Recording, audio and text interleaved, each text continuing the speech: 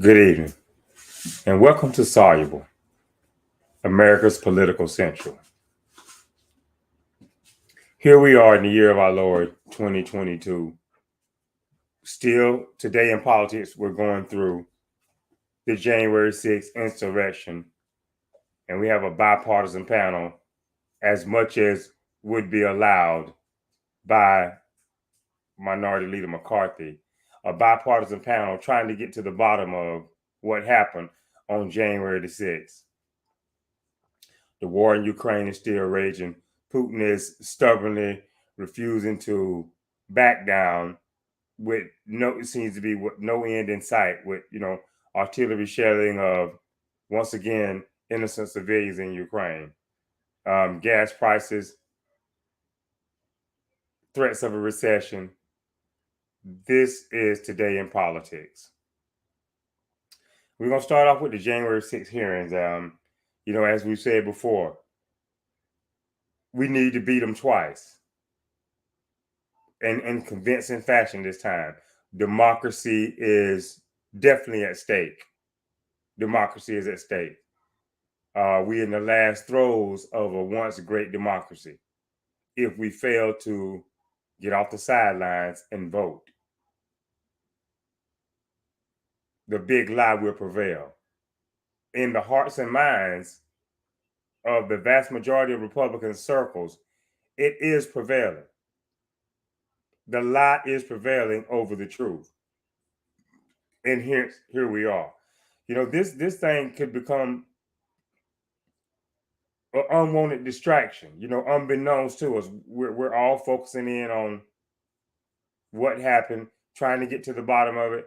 When America as a nation will be stronger and better, when we don't have to go through this, when we don't have to focus on something of this nature, where for the first time in history, there wasn't a peaceful transfer of power based on a lie. Had the evidence been produced, so be it. The appropriate authorities, the appropriate boards, agencies, or whatever would have took necessary action to recertify, to do whatever it takes to go back and make sure that there is a free and fair election, because that's what our democracy hinges upon. But here we are. Now it's coming out. The bribes, the absurd statements, the grasping of straws to do anything to hang on to power by this president. When he was told by state election officials, we don't see the evidence. The evidence doesn't support what you're saying as far as dead people, ballot harvesting, ballots being brought in suitcases. These are just really, really just absurd conspiracy theories that have been drummed up by the Republicans because they can't take losing. This president cannot take losing. So what he's done is put into the minds of his supporters that the only way, as I said, that you can beat a Trump is you got to rig it. You got to hoax it up. This is the only way you can beat a Trump, to let 45 tell it. This is borderline insane. For a job where you've sworn on the oath to serve and protect, to defend the republic. Now, if it really is that bad, if as the president has said, as the former president has said, if everything is a hoax when it comes to government, it's rigged, it's a witch hunt. Who would want to participate in something like that if it is so bad? Why would he want to hang on to power so bad if it's so rigged up, if it's such a witch hunt, if everything is such a hoax? Who would want to be a part of something like that where you don't know what's real from what's true? Think about it. Think about it. The president never has anything supported to say of this great democracy, of this great republic, when it comes to things he don't want to hear, facts that he don't want to listen to. Why be a part of it? As I said, when it's rigged, it's a hoax. It's constantly this. Why would I want to be a part of something like that? So, just keep that in mind. I mean, we all know the truth, but we have to point out just how dangerous the former president has been for democracy. Just how dangerous he's been for democracy. And this is, it's not going to change. You would think by now the president would have moved on. The country's moved on. The hearings are necessary to get to the facts, to get to the bottom of it. We have to go through this painful process to make sure it never happens again. No one's happy about it. No one's, shouting from the rooftops, thrilled to the gill that we're having to go through these hearings as a way to get to the truth. It's not about, punishing 45, a revenge on him. Nothing of the sort. But it's dangerous for democracy. It's dangerous for free and fair elections. And we have autocratic governments, totalitarian regimes looking hard at what we have now here, which is a test for democracy. And the role we have to play now is, especially Negroes in America, we have to get involved. We have to stay involved now. If you're anywhere from 35 to 45, I beg your pardon. If you're anywhere from 35 to 55, which is where I am, we need to get involved. We need to stay involved. For the number one reason, so our children don't have to fight this battle. We need to bring it to the finish line here and now. And one of the best ways to do that, one of the first ways to do that, is to beat them twice. And how do you do that? By going out to vote. Of course, there's been gerrymandering of the districts going on. There have been laws that have been changed. We have Trump acolytes who are now running election boards, running state certification boards. And we have to be aware of this. So they're going to pull out all the stops to win. We know it. It's coming around again. Rather than come out and make the case to the American voter, this is the route that the Republicans choose to take. If we can't make the case, then we'll just take it by force. This will never work in a democracy. This will never work in a democracy. And we thank God for the system of checks and balances that we have that held in place on January the 6th, when the president sent his followers to the Capitol to do what they did. So with this dangerous time in American politics, you have a choice before you. Politics doesn't have to be a blood sport. It's not a blood sport. But now, more than ever, we have to make it a contact sport. We have the power now. We have the Oval Office, the House, and the Senate. Now is the time to become more engaged. It's no time to get comfortable. It's definitely no time to get comfortable. It's still work to be done. I mean, the president, he's done some good things, with his nomination to the Supreme Court, with some of the things he's talking about, rolling back college debt and several other things that I can't bring to mind right now. But, if we want to hold him accountable for the 1994 crime bill, now is the time. And that's why I say, it can become a contact sport now, where we're contacting our leaders, our elected officials, to make sure that they're doing their job, to make sure that they do the job that we set them up for. So if you're thinking that, now they're in, the election is over. No, the election is over, but complacency can set in with these elected officials. They can really begin to get comfortable and forget just what they were sent up to do.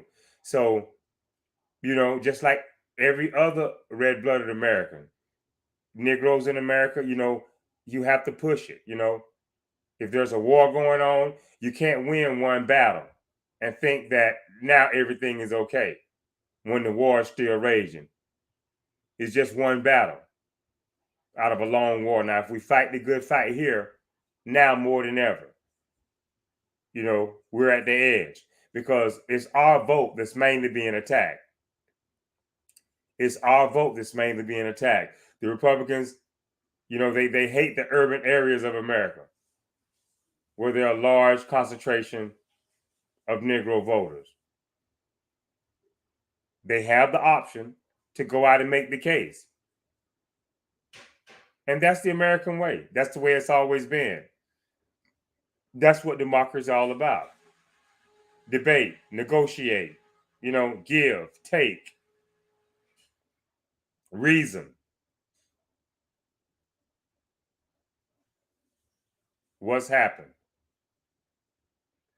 in the last, during the last administration, before the last administration came into play after President Obama, from then to now? You know how we got here. The president came in a mess and he left a hot mess. So it's not surprising. It shouldn't be. If you've been paying attention, you shouldn't be surprised. But what we have to do now is learn. Mistakes are made, but you learn from them. And this is the time, now or never. Voting at the rate that we have to vote, once every 4 years, in the local election, sometimes once every 2 years. I need to do more research there. But voting is not as tiresome or to the point where you have to engage in it just as much as going to the grocery store, going to shop for your children, going to pay bills. And we do these things. We do these things on a regular basis. We do them on time. And we do them with a great regularity. Now, voting, as I said, is nowhere near on that level where we have to vote as often as we have to go to a store, go out shopping, go pay bills, go run errands for this or that. So we need to prioritize it. I mean, it's nowhere near as taxing as all these other things that I just named. So, it's the key to our power. It's the key to our power, as evidenced by how hard the Republican Party is trying to make it harder for you to vote instead of making it easier. I mean, think about that. We're here in a democracy, and our political leaders and those in politics should be making it easier to vote so we can get a bigger turnout. That's what makes a democracy more healthier, more vibrant, more inclusive in the melting pot. But instead, as I said, the Republican Party, they want to make it harder to vote. Think about it long and hard. Why is that? Why would they try to do that? For one, we know they can't make the case. But making it harder to vote versus doing everything you can to gin up the vote. That's anti-democratic. That's anti-democracy. How can we let one party or one person be bigger than the Constitution? How can we let one party or one person be bigger than the Constitution, which is a founding document?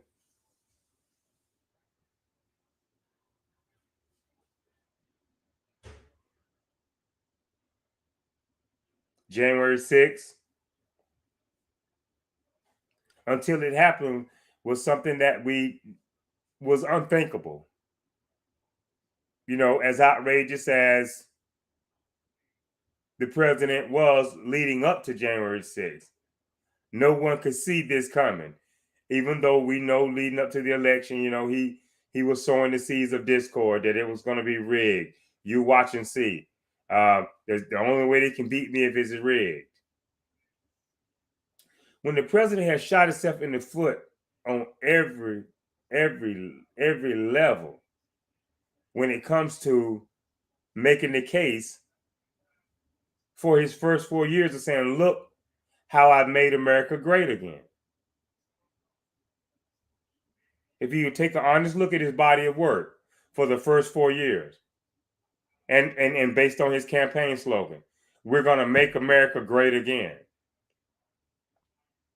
And you come in, alienating yourself by firing all the professionals around you. All the cabinet is acting. This is no way to make the case for another 4 years. I mean, in this, it is what it is. We're not going to dwell on it too long.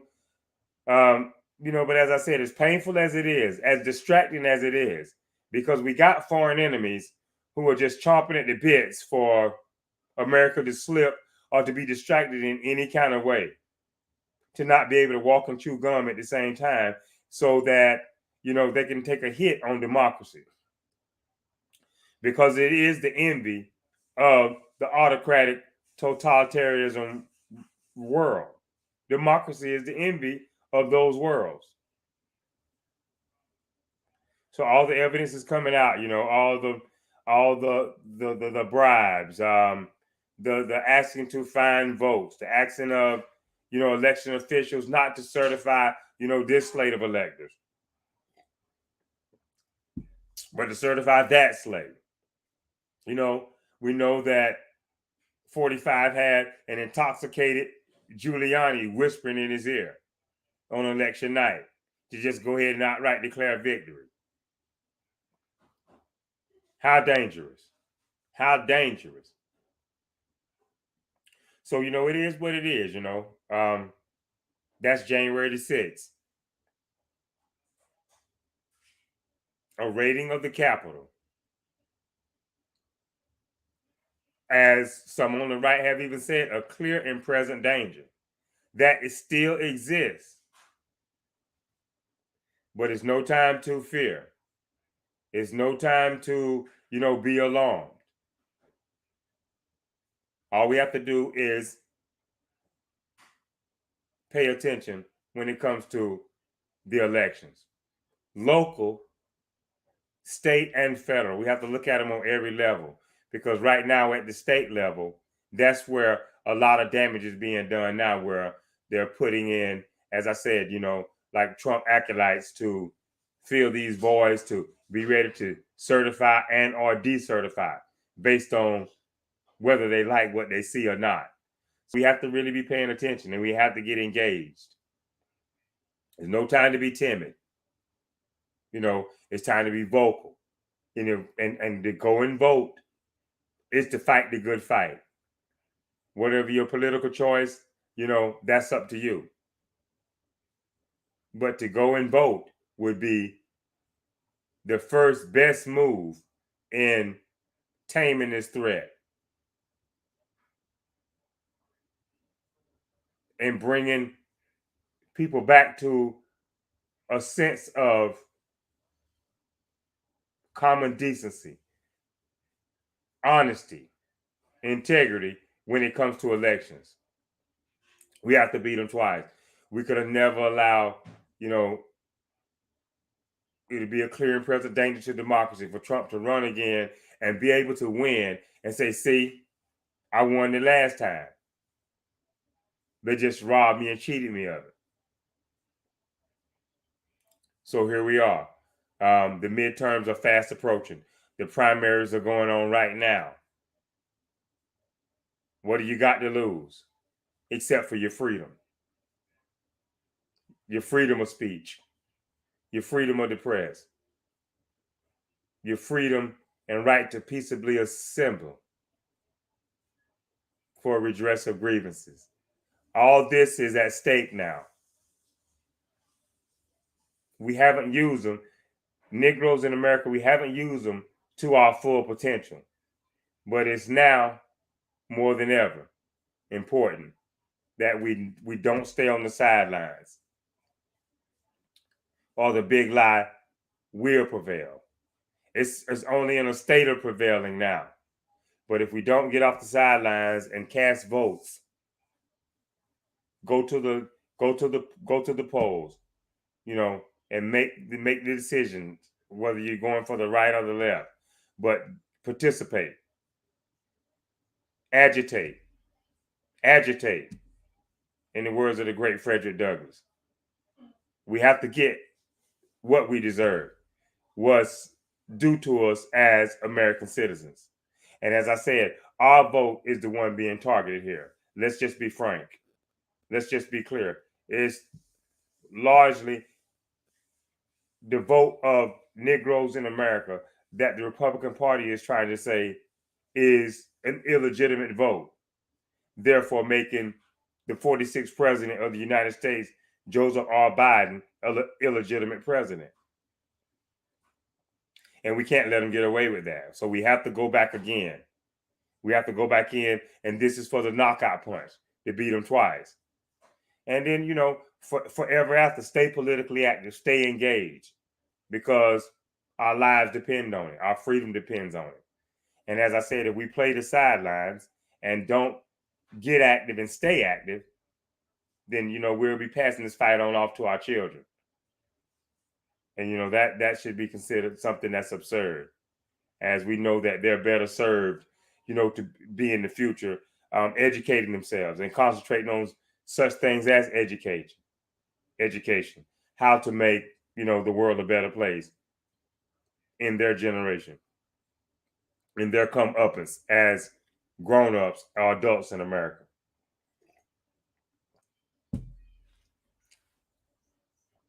As I said, they're going to try to compare it, and they love to compare it to the protests of 2020. The protest that happened after a human being was slain by a rogue cop.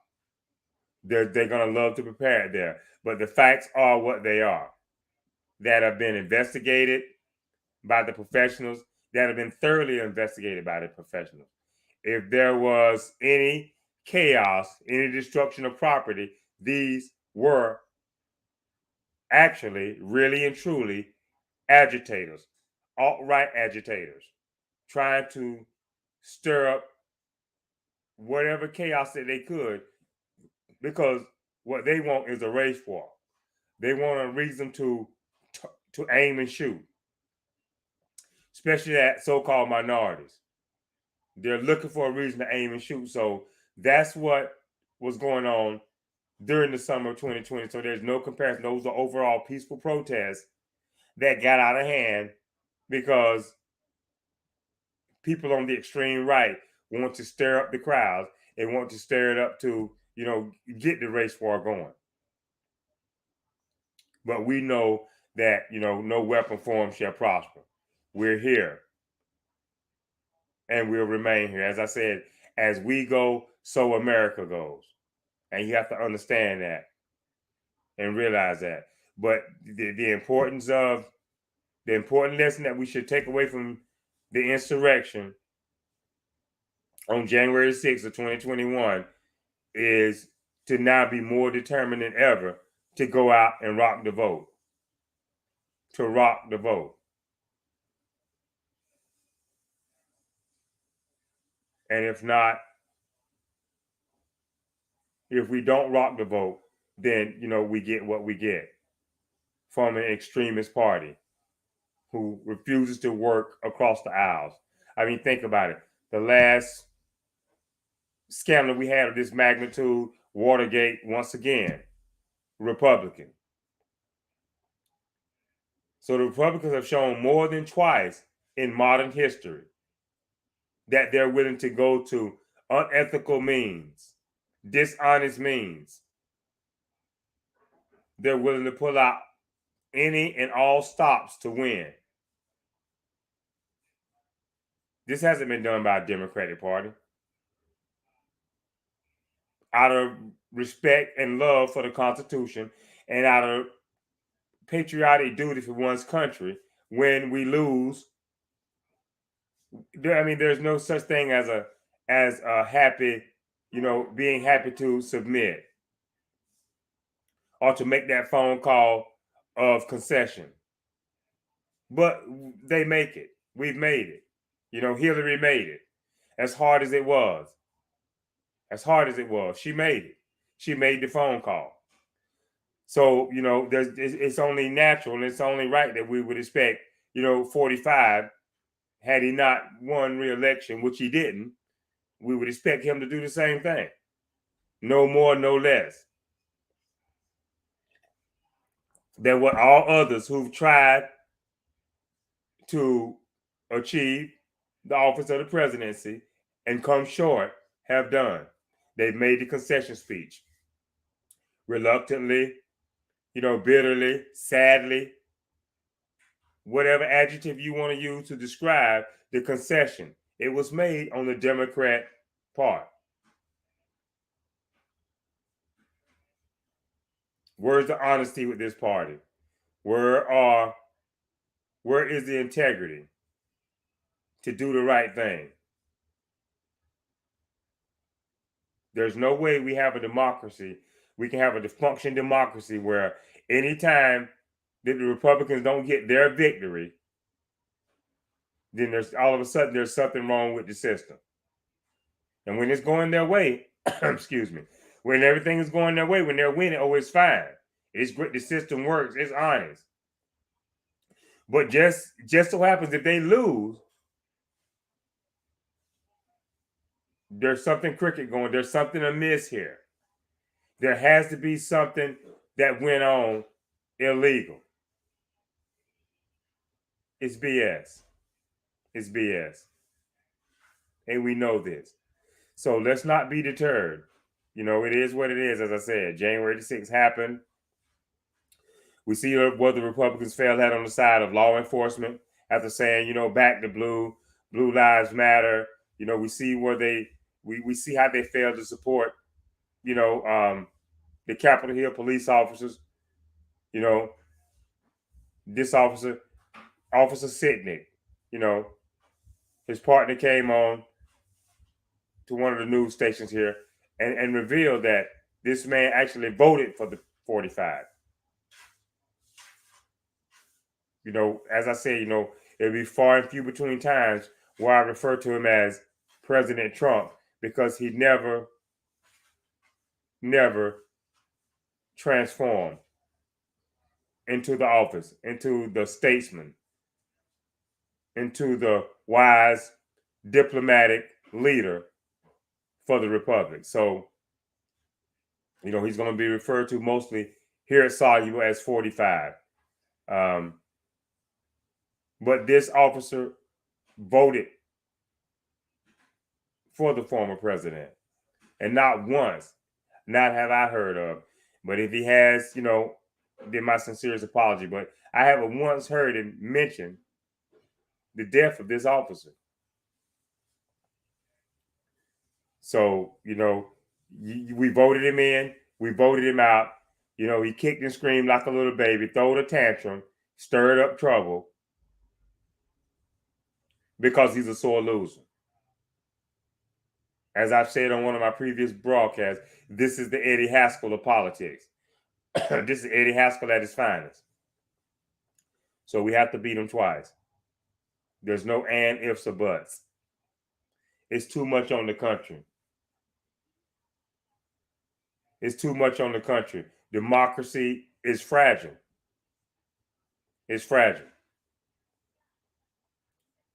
And in the words of George Washington, it becomes even more fragile when, it's possible to be left into the hands of unprincipled men. These are some of the words of the first president of the United States of America, and it's never rang more true than here today.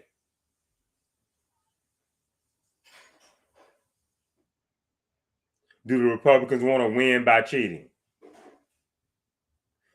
Do the Republican Party and Republican candidates, nominees, do they want to win by cheating?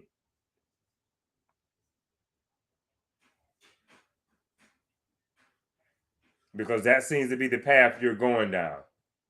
Nothing, the big lie has been debunked.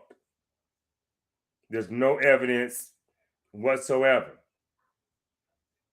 from no state, Georgia, Arizona, Pennsylvania, Michigan. The president outright lost, and he did damage to our democracy by not conceding that he lost, but rather cooked up a lie, cooked up a scheme to try and hold on to power and go against the majority of the American electorate that had decided that it was time for new leadership because they didn't like the way that this president, the direction that he was taking the country. And by lying and by stirring up propaganda, conspiracies, the president was able to form a mob and try to thwart the will of the people. Lest we forget. So we have to go out and vote. We have to vote. We have to keep voting. Moving on to the economy, to the assault weapons ban, very little has changed. There is no ban on assault weapons. And we, here at SAUG, we just have to call it like it is. This is just that, an assault weapon. And, we have to, be honest with ourselves. Is this weapon necessary for protection? Or do we have a certain element of America that wants to have this kind of weapon on hand because they love killing? They don't mind killing. America's been killing innocents since the founding of the country. Is this just a continuation of that, where we eat our own? Because no foreign enemies are being slain by this weapon. No foreign enemies are threatening to the point where we should aim this weapon at them. So we're going to take the AR-15 and we're going to eat our own. But as I said here at Sawyer, we're going to try to deal in facts and in truth. Is this weapon not being banned because there is just that serious of a threat to a certain group or to all American citizens? Or is this weapon not being banned because the vast majority of males in America love to kill, have a desire to kill, don't mind seeing innocent bloodshed? The reports are coming out now left and right. The cops don't want to go up against the weapon. They stood idly by while innocent children were slaughtered. Stood idly by outside the classroom while some of these very same children were trying to call 911 to get help. So we have a situation here where the Republicans, they don't want to ban the AR-15, but then they're scared, they're afraid, they're chicken to stand up to it at the same time. Once again, you can't play both sides of the fence. You got a red state, the reddest of the red, Texas. As I said, don't mess with Texas. It's bigger in Texas. And here we go. A mass shooting, mass casualties, children.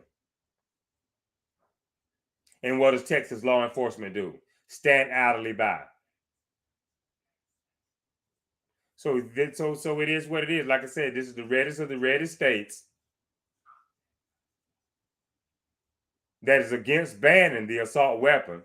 But at the same time, when the assault weapon is being used to kill innocents, they don't want to stand up against it. We have to look at that monster that's being created there.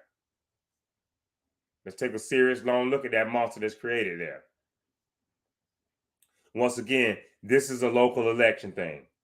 This is local. All politics are local.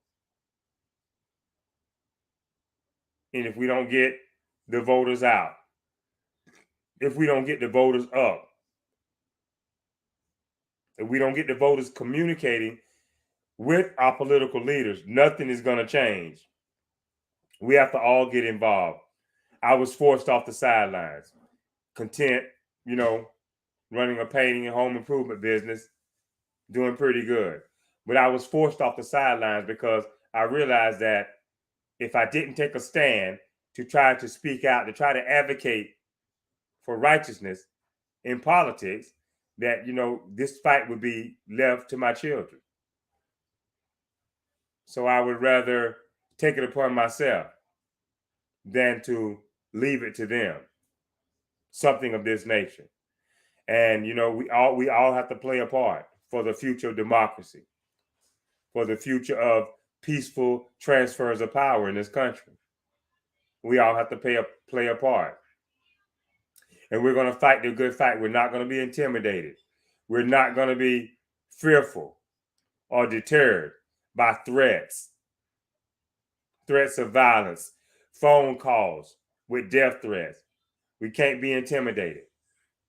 We're going to have to go out to the polls. The only way to get rid of this problem is to vote it out. The Republicans are on the wrong side of history because they see a problem and they want to cheat it away or blast it away. So let's let them be on the wrong side of history there. No assault weapons ban. Why? Why? It doesn't take it. It doesn't take it to stop a burglar. Someone who may be intruding on your property. It doesn't take all that. A shotgun, rifle, pistol. It's always been sufficient.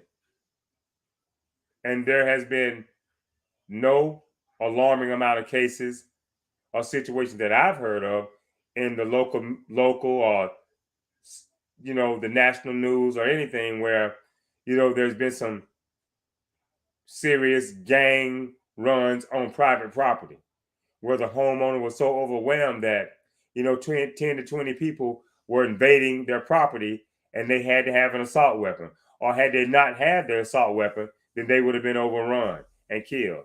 This is not happening.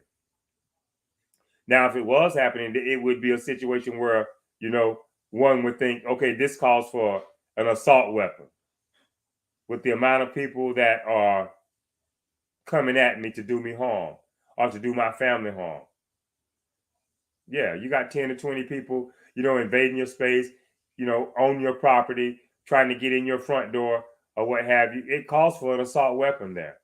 But this is not happening. This is not the case. So as I said, here at Soluble, we'll keep pressing it. We'll keep pressing the issue as far as a ban on assault weapons, because we believe that it's not a weapon that's needed for protection. It's a weapon that's put out there because America has a gun culture, and America has a culture where they love to kill. They love to shoot people. And if it's not the case, then they would do, our lawmakers, whether they're on the right or the left, they would do something about this weapon. They would do something about this weapon, because right now it's killing innocent. And for it to happen to children, it's unheard of. It should be unthinkable. We should not have to be dealing with this. So if the politician, whether it's local, federal, whatever, don't want to ban this assault weapon, then we have to vote in people who will. We have to vote. We have to have people who are running to say, they're for an assault weapons ban. And those people who are for the ban on the assault weapon, we have to do everything in our power to put them in office. This is the only way to save the lives of our young children, of our best and brightest, who are being cut down out here, mowed down in American society by this assault weapon. Last but not least, we're going to briefly touch on the economy. We're gonna stay active. We're gonna stay aware of what's going on with the assault weapon. Taking into account what politicians are doing, and when they're not doing what we think they should be doing when it comes to this ban, and all they can do, mental health. That's a grasping at straws type of thing when it comes to assault weapons. I mean, of course, we know the mentally unstable shouldn't have this kind of weapon in their hand.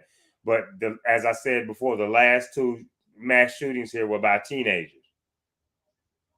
And more than funding or throwing money into mental health, this was a simple situation that could have been solved by just the parents doing a report, or the parents reporting to authorities what they were seeing, the troubling behavior that they may have been seeing in their child. And all this could have been avoided. So, we're gonna take a stance. We're gonna stay on it. Mental health, we feel like, is just an excuse. That's just a weak and feeble attempt to calm the anger. To somewhat distract, to make it seem as if this is a concrete approach towards solving mass shootings and gun violence in America. It's not. Mental health is not one of the big factors here that is causing people to possess this weapon and use it to slay innocent. Last but not least, touching on the economy, there have been economists that have come out, here recently on some of the talk shows and what have you. And they've talked about what could be done to help with gas prices, help with the economy. And as I said, we have to be paying attention, and pressing our leaders now, pressing the Democrats. They're in office now, and they need to do what we sent them up to do. But they're not going to be as effective as they could be unless you call in, unless you write in. We have to start being even more active after the elections are over. And remember what you campaigned on type of way. To press our leaders to not let up. To press hard on the elected officials that we've sent up to DC to do a job as lawmakers.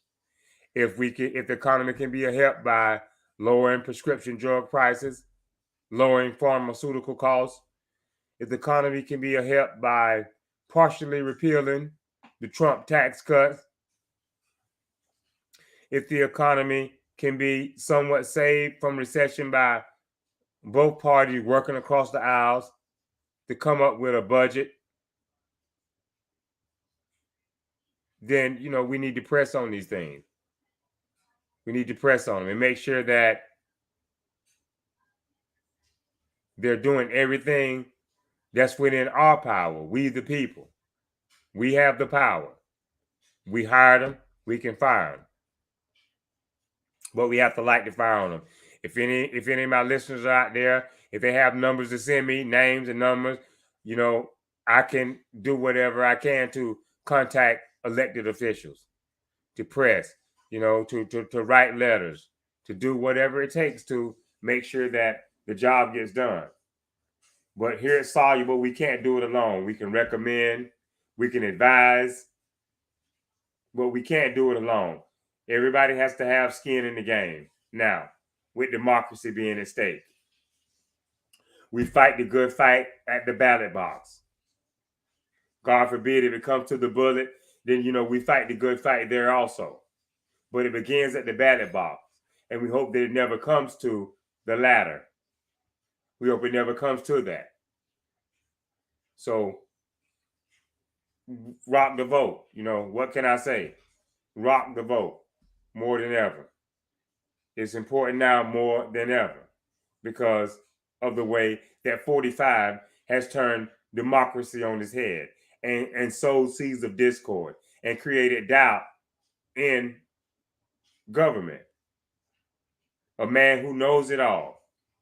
He needs no administration. He needs no administration officials around him, no advisors. He knows it all. This is very dangerous. This is very dangerous. Evidenced by the coronavirus. If he knew everything that there was to know, then we wouldn't have so many deaths in America. We would have people more inclined to take hydrochloroquine and think about injecting themselves with all kind of foreign chemicals. This is a dangerous time. This is a dangerous time. So that's where we are. That's what we set out to do, to defeat the QAnon conspiracy theorists, to defeat the QAnon conspiracy theorists, the alt-right, who don't care about free and fair elections. All they care about is one right-wing agenda, whether they have the numbers, which is majority rules in this country. Whether they have the numbers or not, they don't care. If they can take it by force, we've seen, what the big lie could produce on January the 6th. So that's all we have here today at Soluble. We'll be back on tomorrow to further engage in the daily happenings in politics, to try our best, based on the facts that we have, based on the knowledge that we have of what's going on, to keep you informed and to keep you, well versed in the know. But we can't do it alone, as I said. Everybody needs to engage. Look at the policy, look at the positions. As I said, fight now that we got power in Washington. We need to hold Biden firm on the 94 crime bill to make things right there where they were so wrong before. We need to hold them accountable. We need to press on it. We need to press on it because they're counting on us to be what we've normally been. Go out and vote them in, and then let them do whatever they want to do. We have to press now more than ever. That's the day in politics here at Soluble. We ask you to join us tomorrow, where we'll further dig into the facts, dig into the daily happenings to try to keep you informed for the upcoming elections and for what's best for the future of democracy here in America. This is Soluble signing off. Thank you for joining us. We'd like to say peace and good night. Thank you.